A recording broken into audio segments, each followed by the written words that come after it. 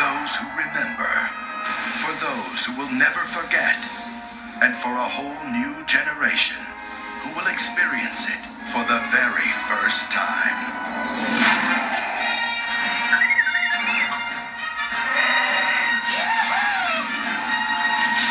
The Star Wars Trilogy.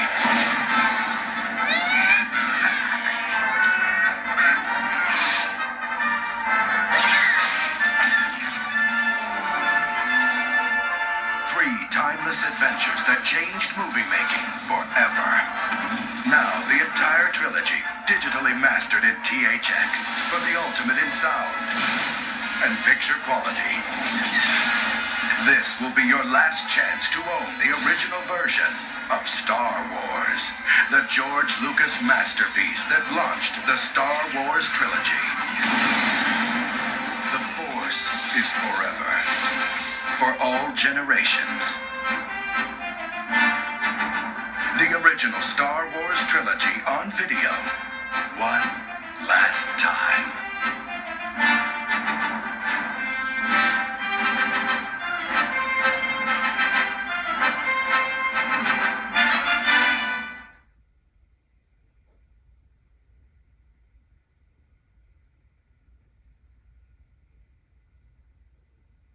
Hello, I'm Leonard Maltin. When you've made a film that is not only extraordinarily successful, but has embedded itself in our popular culture, well, that's a tough act to follow. But George Lucas managed to pull it off. After Star Wars came The Empire Strikes Back. A totally successful film in its own right, as well as one of the most popular sequels ever made. And he's here today to tell us a little about the genesis of that film and its place in the Star Wars trilogy. Thanks for being here, George. Thank you. Star Wars has come out.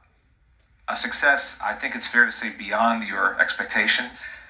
Yeah, definitely. At what point did you receive a commitment or an urging to do a sequel? And did you immediately say yes, or was there any hesitation on your part to do it? Well, it didn't really happen that way, because what I did when I was writing it, I wrote one movie, and then I couldn't do the whole movie, because it was way too big. The first draft was, it had too much stuff in it. It was way too big. It couldn't possibly be done. So I took a deep breath and said, okay, I'm going to have to take all these great ideas, and that part I'm just going to have to cut out, and I'll just do what it was then really the first act, and I'll expand this and make this into a movie. So I did that, but then as a writer, you create this whole thing, and it's, sitting there on the shelf. So as soon as the film was successful, there wasn't any question in my mind that I would immediately go on and do the rest of them so I could finish it. What to you is the biggest difference, overall difference, between film number one and film number two? Well, the biggest problem I was grappling with in film number two is the fact that it's the middle act of a three-act play. Now, some people find it a darker film than the first. It is a darker film because in the first act you introduce everybody. The second act, you put them in the worst possible position they can ever get into in their lives, and it's and they're in a black hole, never able to get out. And in the third act, they get out. That's drama. That's the way it works. You don't have an exuberant, happy second act. What was the biggest technological advance between the making of one and the making of two? Well, there wasn't really too much of a technological. We refined what we had primarily, but there wasn't any giant technology. The major technological break was in one, and that was using motion control cameras and that sort of thing to allow the ships to be able to move freely and that sort of thing. That was the big advance. Everything after that was we were able to do more stop motion. I was able to do a lot more things. They weren't really technological advances, but I was able to get a lot more into stop motion, which I couldn't do before, and generally have a bigger scope to things than I could do before. So if the first film was a technological challenge to get ships to fly in space with a lot of that movement, the second one was to do a stop motion movie. How did you choose or get together with Frank Oz to be Yoda? When I created Yoda, I said I want him to be really, really small, but not 6 feet. I want him to be about 18 inches, 2 feet high. And to do that, I said, well, what am I going to do? And how am I going to get a character? And what am I going to do? Whenever I'm creating one of these films, I have my imagination, and if I were a novelist, I could just write it, and I wouldn't have to think about it. But I write it and I say, well, how am I going to do this? How am I going to pull this off? And I decided to do it as a puppet. I thought that was the best. And so I'd known Jim Henson, and I went to Jim and said, do you want to do this? Because I really asked Jim to do it first. And he said, well, I'm busy. I'm doing this, I'm doing that, and I'm making a movie and all, and I really can't. But how about, Frank?